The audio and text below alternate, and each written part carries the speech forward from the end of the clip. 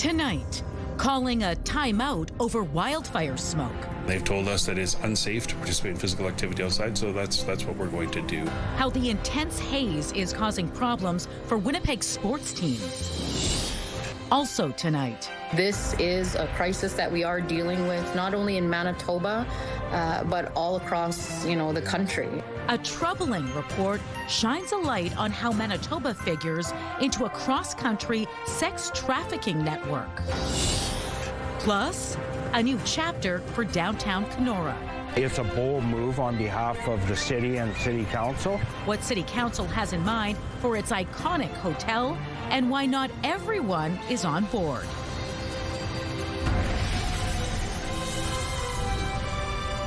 CTV News. Live from downtown Winnipeg with Marilee Caruso. Good evening. Thanks for joining us. Many youth sports in Manitoba have had to cancel or postpone practices and games because of the poor air quality. This as wildfires continue to burn in northern Manitoba, bringing smoke south. Even the city's big football club, the Blue Bombers, canceled its outdoor practice yesterday. With more on the fallout, CTV's Jeff Keel joins us now live. So, Jeff, how are youth sports dealing with all of these cancellations and postponements? They're being as creative as they can, trying to get as many games and practices in on those days where the air quality is good and hoping that the air quality and the weather cooperates in August. George Marcineau limits the amount of time his granddaughter and her friend spend outside when the wildfire smoke blows in. If it's very thick, we won't let them go out. Concerns over the negative health impacts of wildfire smoke have forced several youth sports organizations to cancel or postpone events and practices. The air quality is a massive concern where obviously kids' health is first and foremost. We've definitely felt the effects of the smoke.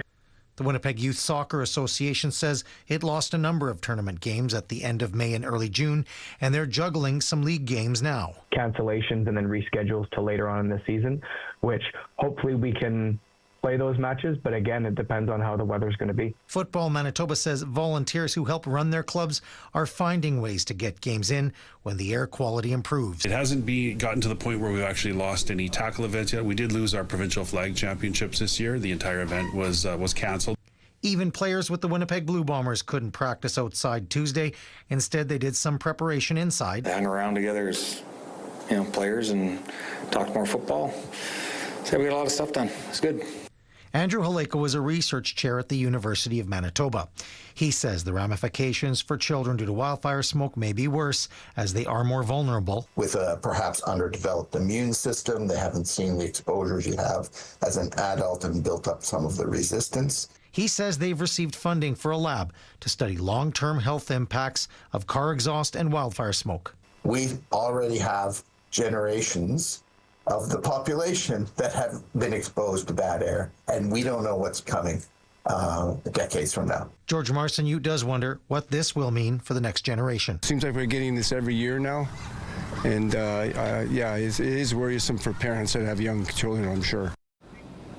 The youth sports organizations say that when postponements and cancellations happen, this is based on safety policies and expert advice, all to keep kids safe. Jeff, can any of these soccer or football games be moved indoors? Yes, soccer and football can be played indoors, and that does happen. The issue is, especially right now, Marilee, space is at a premium. For example, that Leela soccer complex, that large one, that's being used for wildfire evacuees. All right, thanks for this, Jeff. Tensions are running high in Thompson as a trio of wildfires burn out of control near the city. It's really been unsettling that this is really actually happening to us. The city is being threatened by 3 fires to the north, collectively known as the Thompson Complex, the closest of which is approximately 14 kilometers north-northeast. Councillor Kathy Valentino tells us fire breaks are going up this week on the north end of the city, and sprinklers are in place in various areas. Crews from Quebec are helping to put out hot spots right now. Valentino says the situation is taking a mental toll on everyone. The amount of stress and decision making, it's very, very high anxiety, and it's high around the community because everybody feels that you may be evacuated, structures may burn. So yeah, it's been terrible. The city has been under a state of local emergency since July 7th and says it intends to renew that order for another 30 days. Meanwhile, a red delivery service alert was issued by Canada Post for Cormorant. The 300-person community located roughly 80 kilometers northeast of the Pas was evacuated yesterday. Canada Post says incoming mail is being held at a secure location off-site until further notice. Those with questions about mail delivery are encouraged to reach out to Canada Post. A coalition of Manitoba environmental organizations say the wildfires and smoke they produce is a result of climate change.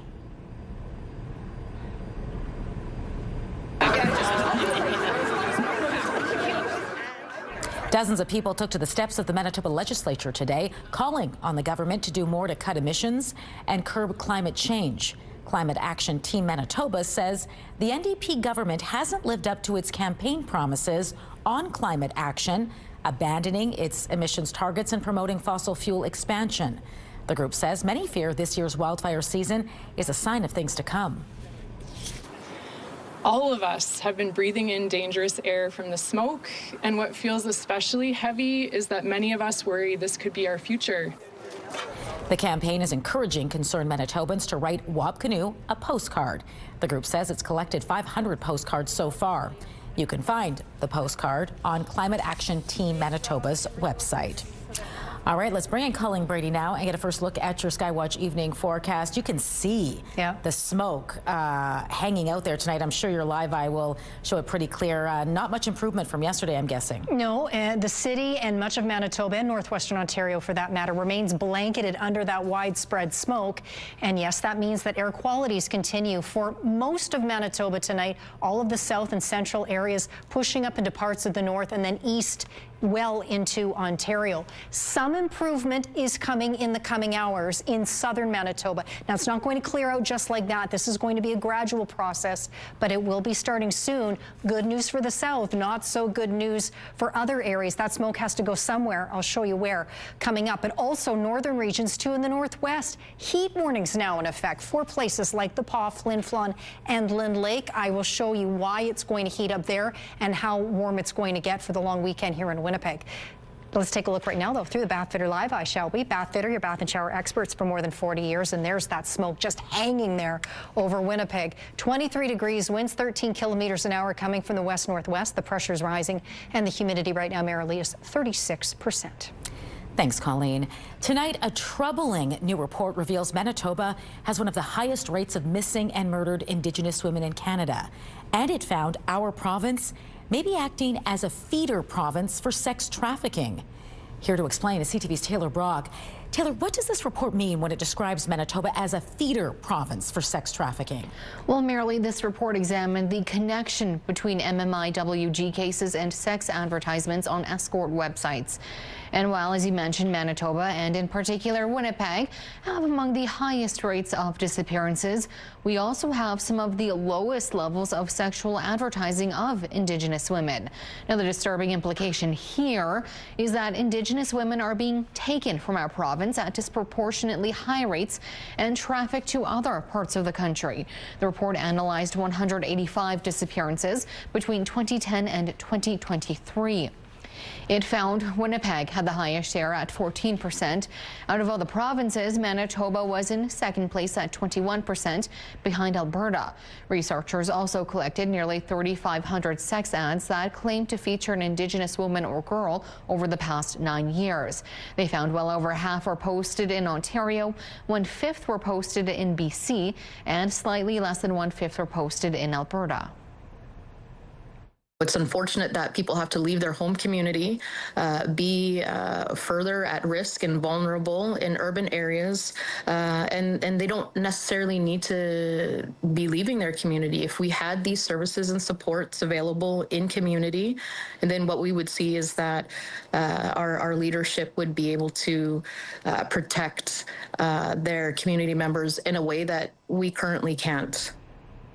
The report was written by data and research company Thompson Reuters. It's worth noting the authors point out some cases of missing women may be unconnected to sex trafficking, and some Indigenous women featured in a sex ad may have never been considered missing.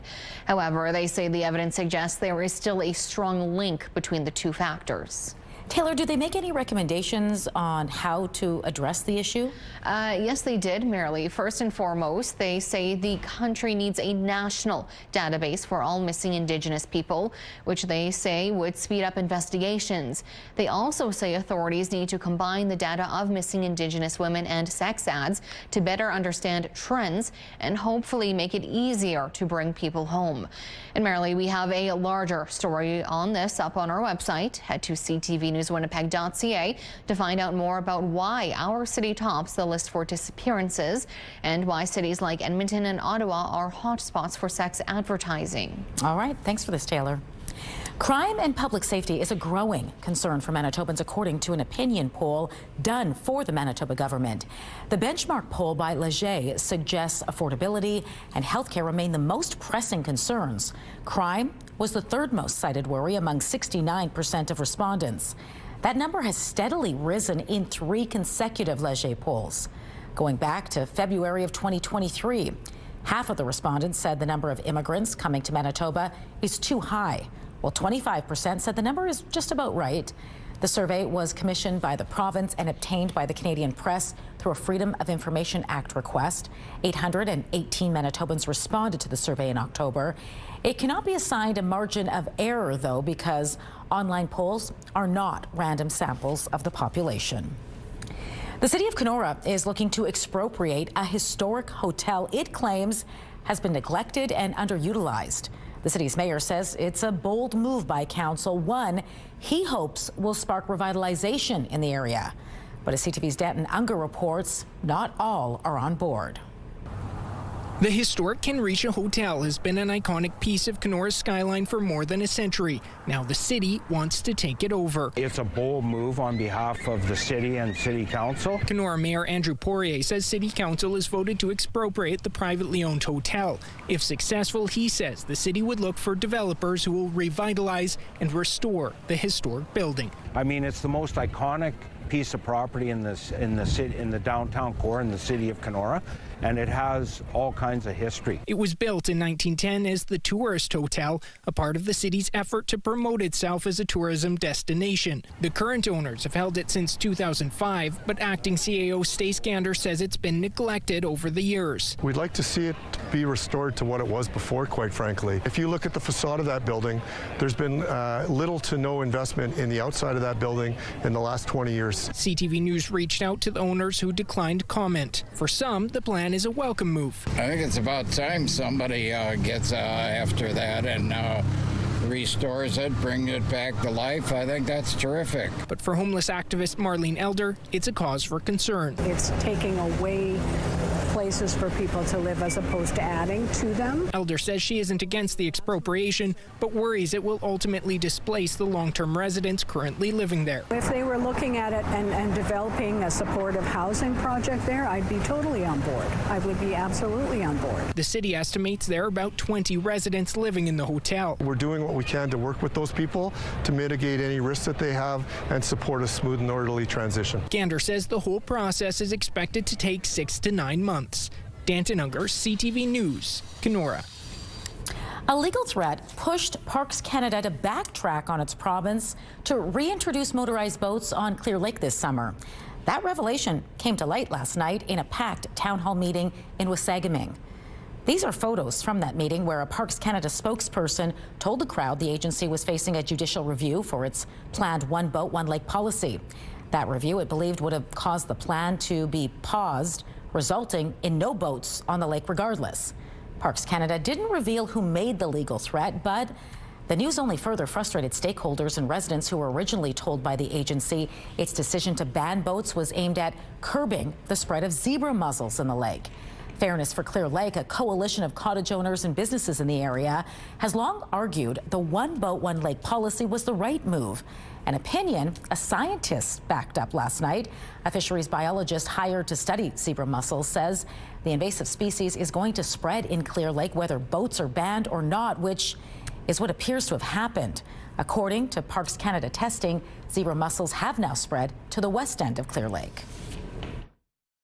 We would like to see a proper memorandum of understanding that would be agreed upon amongst stakeholders, that would be a part of the operating plan of Clear Lake for the future, so that decisions like this are made in consultation with stakeholders, not in a vacuum, not by somebody sitting in Ottawa. CTV News contacted Parks Canada for a response. We are still waiting to hear back. A Winnipeg golf course is marking a milestone. There it is. There it is. Golfers have been driving, chipping, slicing, and losing balls at Windsor Park Golf Course for 100 years now.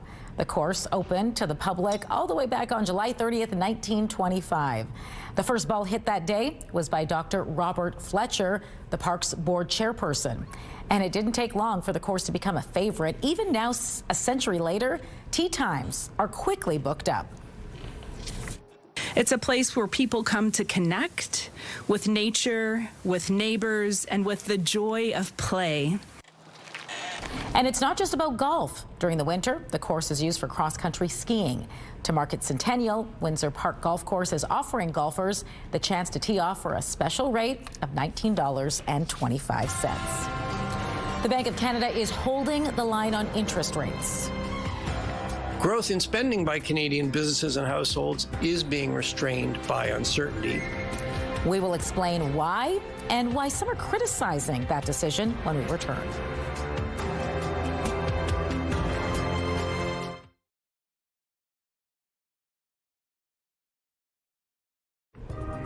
Taking a look at the markets tonight, crude oil added 79 cents. The loonie closed down at 72.41 cents U.S. Gold futures lost $28, while the TSX slipped a bit lower as well. The Dow Jones dropped 171 points. The Nasdaq added 31 points. Some major breaking news out of Ottawa tonight as the crisis in the Middle East continues to unfold. Prime Minister Mark Carney has confirmed plans for Canada to recognize a Palestinian state. Canada intends to recognize the state of Palestine at the 80th session of the United Nations General Assembly in September 2025.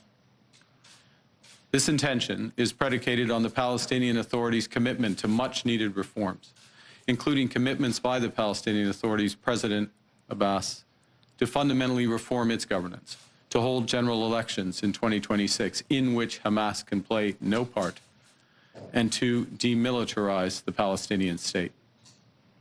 Canada will increase its efforts in supporting strong democratic governance in Palestine and the contributions of its people to a more peaceful and hopeful future.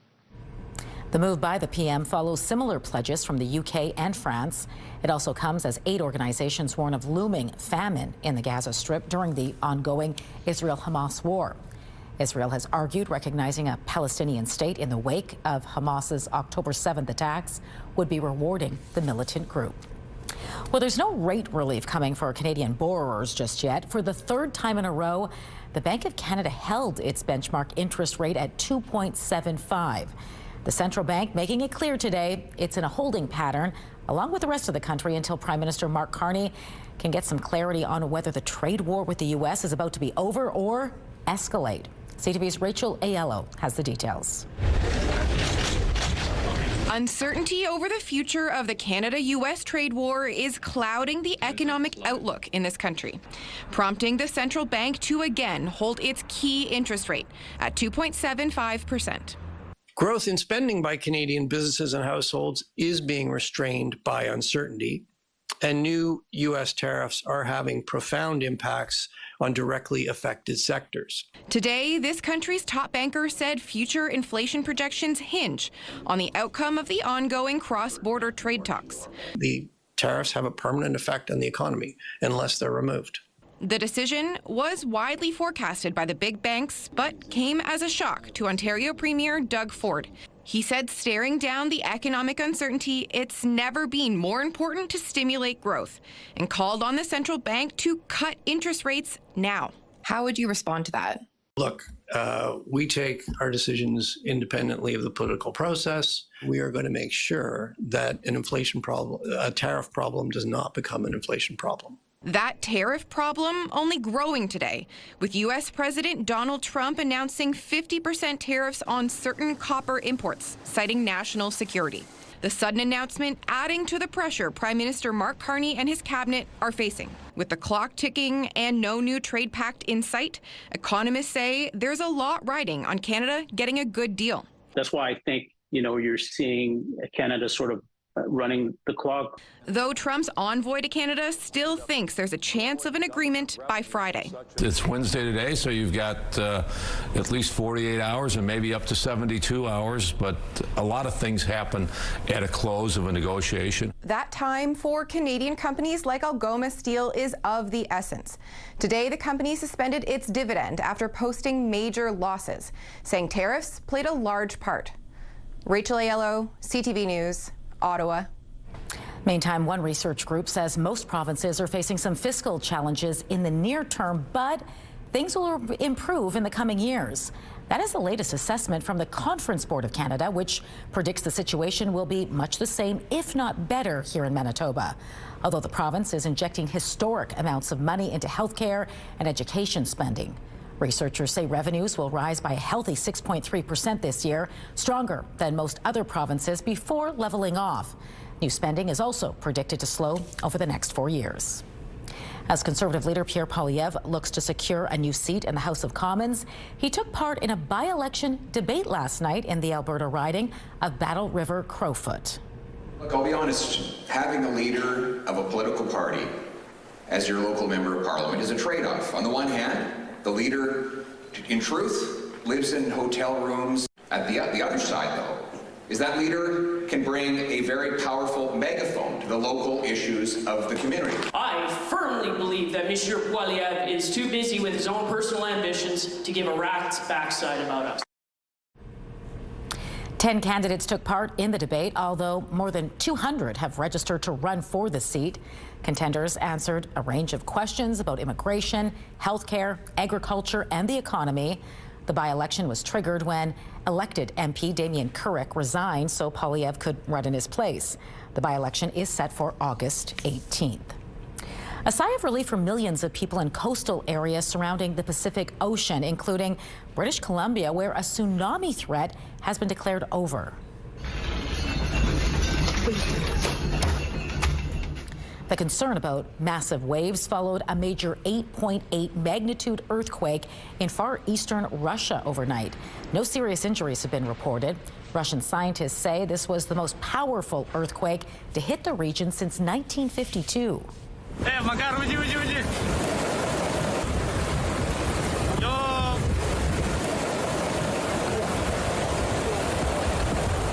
Russia has now canceled tsunami alerts for coastal areas in the far eastern part of the country.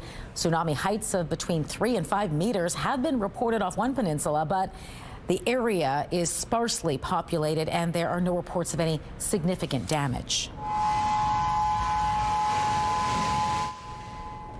As countries around the Pacific Basin implemented their own tsunami protocols, waves of nearly 2 meters were reported in Hawaii, along with surges along the U.S. West Coast as well. Tonight, officials say the worst appears to be over. Back here at home, the motorcycle ride for Dad is hitting the highway to celebrate its 25th anniversary. Awesome. Thank you very much. You're welcome. Wingham to Winnipeg. Riders from Southern Ontario, the Yukon, and Newfoundland handed over a flag to the Winnipeg chapter this morning. It's part of a flag relay which started in Kitchener-Waterloo and is making its way to each of the 25 chapters in Canada before it's done. While the riders normally spend the year talking to men about their prostate health, this event is a little different. We know that for the most part, many women are involved with looking after their men's health. So this trip in particular, women are talking to women and we're pushing that you book an appointment, get them out there. It's just a blood test. The Manitoba Motorcycle Ride for Dad will deliver the flag to its next stop, Regina. The local chapter has just completed its 17th ride. It's raised more than $5.7 million for the fight against prostate cancer. Nationally, the events have raised more than $43 million. Still to come tonight, the Bombers will be without star quarterback Zach Collaros Friday, and the Jets lock up a rising star on the blue line. Stay with us. And speaking of the Bombers and that game on Friday night, earlier in the day, a hot high of 27 degrees, mostly sunny, and the air should be considerably clearer than it is right now. More on that coming up in a few minutes. Then the August long weekend, if you can believe it's right around the corner, and it will be a hot one. Lots of sunshine, too. Hot highs in the upper 20s, and that spills over into Tuesday, a mix of sun and cloud with a high of 28 degrees.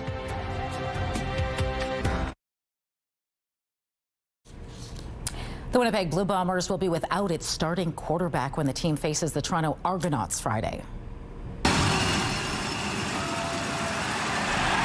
After a tough start, Zach Collaros set out the second half of Saturday's game in Toronto. The team never said why Winnipeg lost that game 31-17. It was actually the Bombers' third loss in a row. Collaros didn't practice with the team today and is now listed on the injury report with a neck ailment. But head coach Mike O'Shea says the team's recent misfortunes rest more than on just the quarterback. And I see an entire team, that has taken turns making mistakes. So I think the quarterback is, as they would say, is given too much credit for losses and wins, possibly, It means Chris Strevler will likely get the start Friday. Kickoff, by the way, is 7:30. The Winnipeg Jets have locked up a rising star on the team's blue line for another 3 seasons. The club announced Wednesday it's reached a 3-year deal with defenseman Dylan Samberg. He'll get $5.75 million per season, which is a bit of a raise for the Minnesotan. The restricted free agent was coming off a 2-year, $2.8 million contract. The 26-year-old set career highs last year with 6 goals and 20 points. The Jets selected Samberg in the second round of the 2017 NHL draft.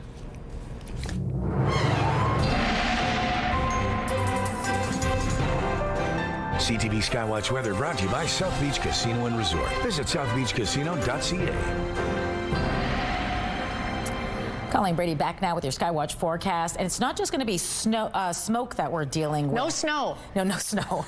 No, we got enough. But that is have other not the forecast. Other than yes. smoke. The heat is going to be of concern as well. Yes, you saw those hot temperatures slated for Winnipeg and southern Manitoba for the long weekend. In the north, it's going to be just as hot, too. The issue is an upper ridge of high pressure building out over BC now, and it's got that heat trapping underneath it. Well, that heat is going to expand further to the east in places like Flin Flon that really don't need hot temperatures in the midst of the wildfires that they're combating. Well, it's headed their way other places in the north as well. So it's going to be warm all across Manitoba. But first, again, a look at the areas where that air quality warning remains in place. Most of Manitoba, you can see all of the south, all central regions pushing up into the north, into places like Thompson and Lynn Lake. It's only that most northern tier of the province not under the heat warning, and some smoke is going to waft up into places like Gillam. Now, at the surface, there's high pressure as well, and that's what's been trapping the smoke over the south over the last couple of days. Well, that high is starting to push off further to the east, and as it slides on out, that's going to allow winds to shift and come more out of the south or southwest in the coming hours. These aren't strong winds, but at least they will be coming from a different direction, enough to start the process of moving the smoke out of southern Manitoba. And while that's good news for folks in the south, not so good for folks in central and northern parts of the province, because that's where that smoke is headed. There's already enough smoke in those areas, but more is heading in that direction, more to the north. As for the east, that smoke will continue as well into tomorrow. You'll start to see some improvement as well in northwestern Ontario. But again, it's not like tomorrow we're going to wake up in more southern parts of the province or over the border into Ontario and the skies will just be clear. But it will start to be a little bit better tomorrow. Here's a look at that heat warning. So the Paw, Flin Flon, and Lynn Lake regions under that warning. That means hot highs at least around 29 degrees. degrees over the next couple of days and warm overnight lows around 16 degrees. But areas further outside of that warned area, like Norway House and Thompson and much of the north, it will be very warm there as well, not just quite warm enough to trigger that heat warning. As for the sky conditions, otherwise quite clear in most areas tonight. You might see there is the possibility of a late night thunderstorm across places like Flin Flon and the Paw overnight. Throughout the day tomorrow, pretty sunny aside from the smoke, but there is the possibility of thunderstorms popping up in the north tomorrow afternoon. Then we get into Friday and it should be considerably clearer. So hopefully much better for that bomber game. The sky clears tonight. The smoke will still be hanging over the city. Some improvement tomorrow, but still smoky. 26 is the high tomorrow. Quick look at the UV index, 7 or high tomorrow, and we'll swing around the province pretty quickly. Clear tonight in Churchill, 10 degrees, a little bit of smoke for Gila, much more smoke through Island Lake and Thompson. And then it will still be smoky in Thompson tomorrow, 26 degrees. Smoky tonight across the northwest. Smoke tomorrow, mix of sun and cloud with an afternoon chance of showers or a thunderstorm. Clearing sky conditions tonight across much of the southwest, Smoky and Swan River, sunny around the region tomorrow. Highs in the 25, 26 degree region with some localized smoke. Widespread smoke across the southeast. Sunny tomorrow with more localized smoke. Highs in the mid-20s. Northwestern Ontario, smoky tonight, a little less so tomorrow with highs in the low to mid-20s. Our first weather photo is from Liz, a very picturesque view near Pine Falls, Manitoba at the Masqua project area. And this next photo here in Winnipeg was taken Monday evening near Chief Peguis Trail. That photo is from Tamara. Send your pics to winnipegweather@ctv.ca. It appears the old adage is true. You can die of a broken heart. We will explain what researchers have discovered about grief and mortality next in Medical Watch.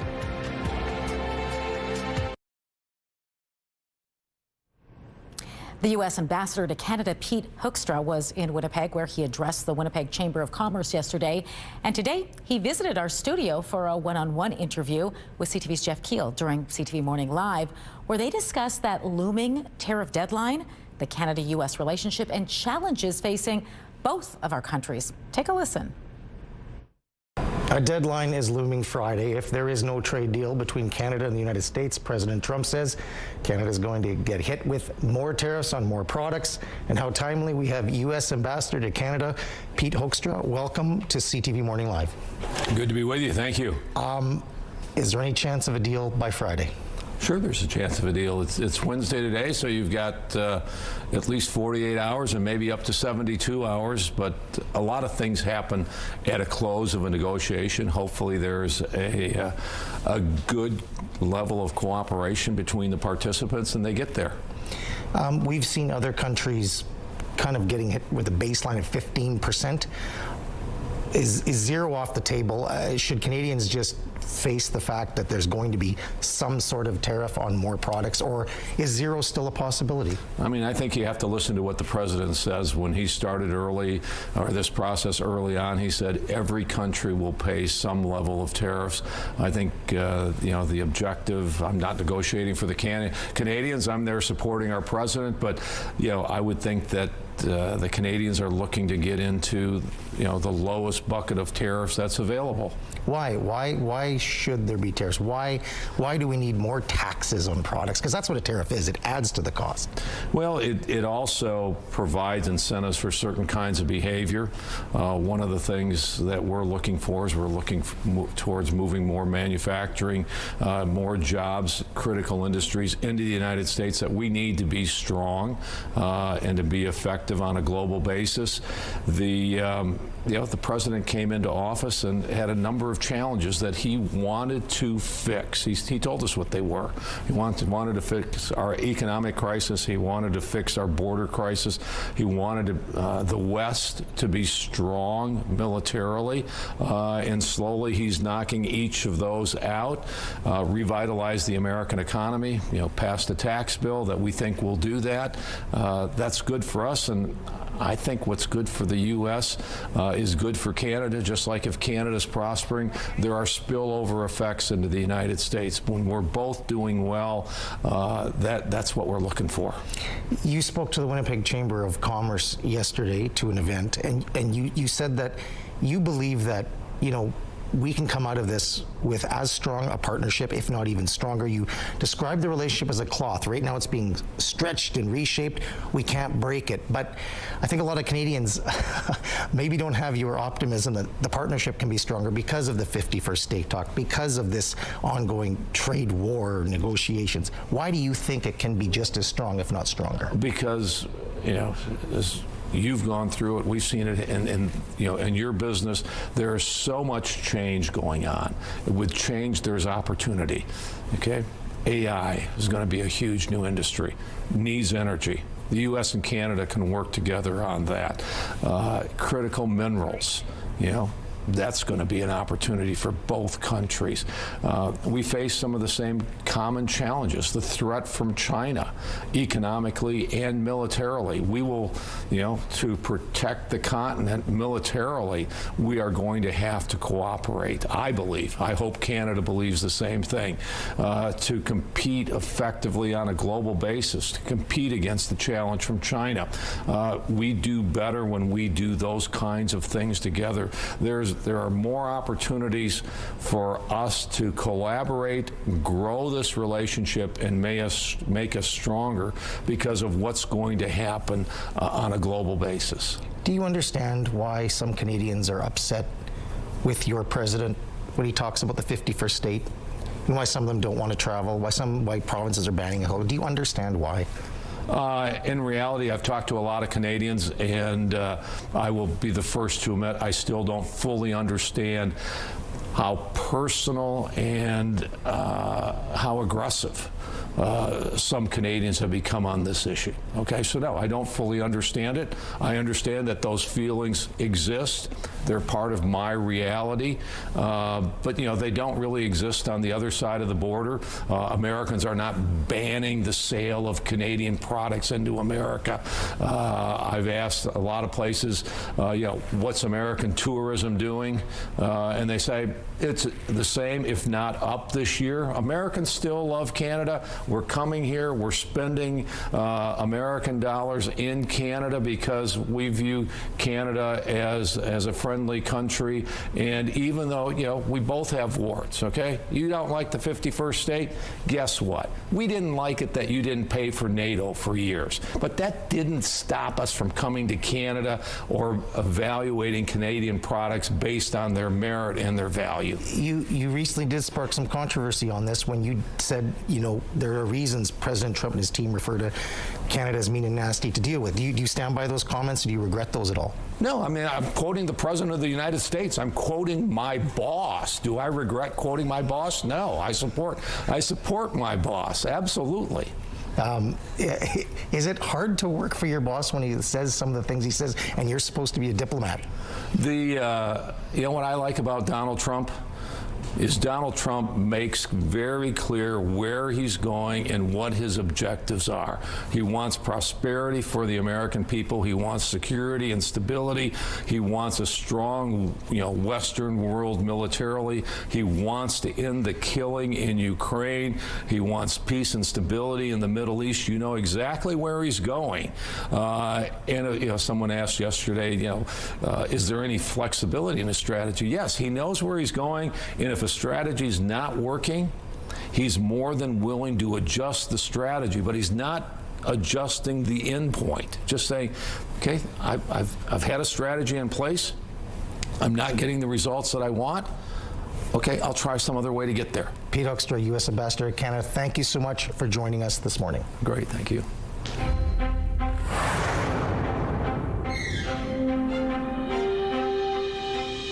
Canadian pharmacies are taking steps to mitigate a shortage of prescription painkillers. Health Canada says the drugs in short supply include those which contain acetaminophen with oxycodone, as well as acetaminophen with codeine, for instance, Tylenol 3. These medications are prescribed to treat ailments from root canals to chronic back pain. Health Canada said addressing the shortage is a top priority, and it's working with healthcare providers, provincial officials, manufacturers, and distributors to share information and monitor supply. New research shows you can actually die of a broken heart after the death of a loved one, especially if the grief is overwhelming. Bereaved relatives who experienced high levels of grief symptoms were more likely to die in the 10 years following their bereavement than those who experienced low levels of grief. High levels of grief are defined as experiencing more than half of 9 grief symptoms, which include feeling emotionally numb or that life is meaningless, difficulty accepting the loss, and confusion over one's identity. Medical Watch is brought to you by Manukin Koster Denture Clinic.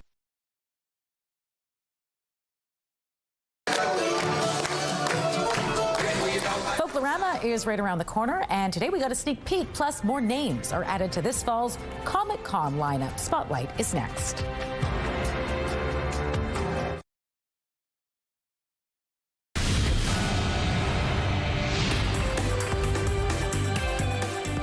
Spotlight, sponsored by the Casinos of Winnipeg, presenting Led Zepp again, the premier tribute.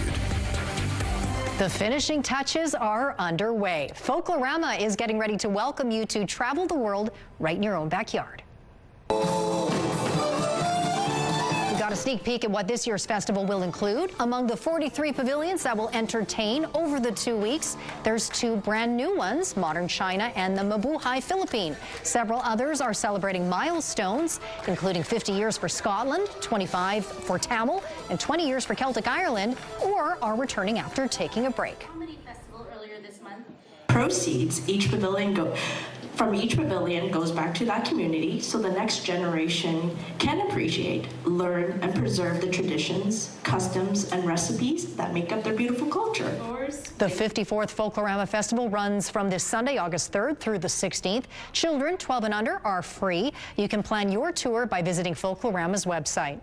A couple of big names are coming to Winnipeg this year for Comic-Con in October. Winnipeg Comic-Con started in 2019. Many people who attend dress up as their favorite sci-fi or fantasy characters. The event includes celebrity interviews and autograph sessions. This year features actor Lou Diamond Phillips, famous for his role in La Bamba, among other film and television roles. Besides Phillips will be Ron Perlman, known for playing the title role in the Hellboy movies. The events take place October 24th to 26th at the RBC Convention Center.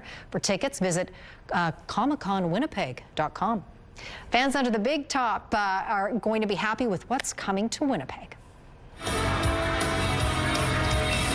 Europa Super Circus is a classic circus with a modern twist. The show offers an evening of mesmerizing lights and thrilling performances from all around the globe. That includes tight wire acrobats, the Wheel of Death, high-flying aerialists, and comedic clowns.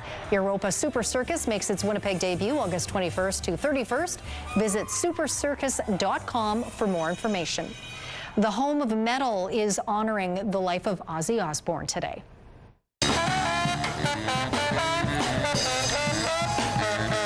Thousands of fans lined the funeral procession route in Birmingham, England, to pay their respects to the Black Sabbath frontman.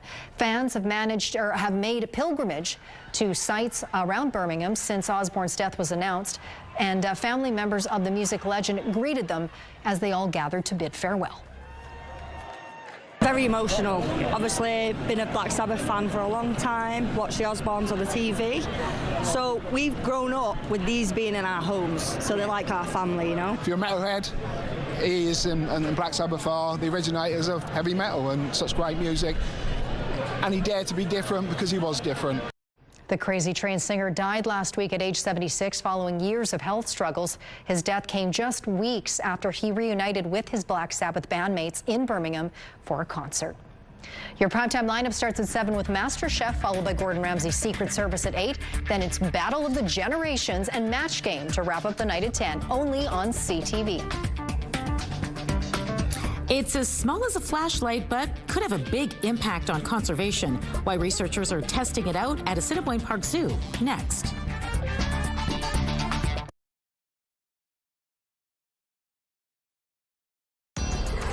Women's clothing provided by RW & Company. Salon services provided by S&T Spa Salon. That air quality, let me try that again. That air quality warning remains in effect. You can see why. That smoke's still hanging over the city as we look out at the St. James Bridge. Otherwise, it would be sunny out there. Well, it is 23 degrees. 24 was the highest temperature of the day. 26 is the normal high. Still smoky tonight. Some improvement starts tomorrow, Thursday. 26 degrees, 27 Friday, and then all through the long weekend merrily. Lots of sunshine and hot highs in the upper 20s. That spills over into Tuesday as well. Mix of sun and cloud that day, with a forecast high of 28 degrees. Thanks, Colleen. Every day, countless researchers around the globe are conducting experiments and bringing to life technological marvels once thought impossible. And some of that research, albeit niche, is happening right here in Winnipeg at Windsor Park Zoo. A little device developed by White Otter Biotech is designed to detect caribou through air samples. It's a new type of technology which analyzes environmental DNA, in this case, caribou DNA, to tell if any of the animals are in the area. And the zoo is the ideal place to test the equipment since researchers already know ahead of time how many caribou are there and where they're located. It's just a different method that could be used to detect these species. It's a little bit more non-invasive than typical methods because you don't actually have to see a caribou or a reindeer to be able to detect them with this method. Now, the hope is eventually for the device to make it easier to support conservation efforts, particularly near mining or forestry. Kind of cool. That's very interesting. Did I peek a little baby caribou in that exhibit? know. Thought I caught it out of the corner of my eye. Maybe there's an added treat when you visit the caribou. Looks pretty cute. Yeah. All right, that does it for us this hour. Have a great evening. I'll see you back here tomorrow.